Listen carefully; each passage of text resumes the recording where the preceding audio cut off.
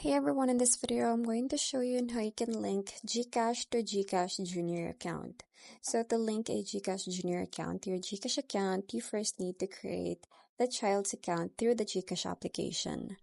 So what you're going to do is just open your GCash. From here, go ahead and tap on the view all from here, this one.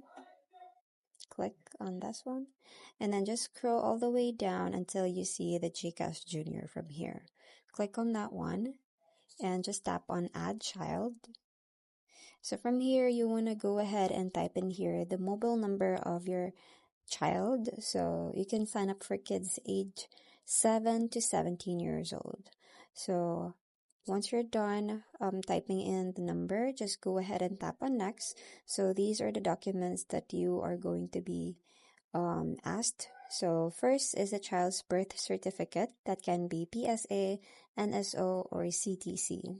A valid ID of child, and also your child close by for selfie taking. So that's pretty much it. I hope you find this video helpful. Thank you for watching, and I'll see you in my next one. Bye!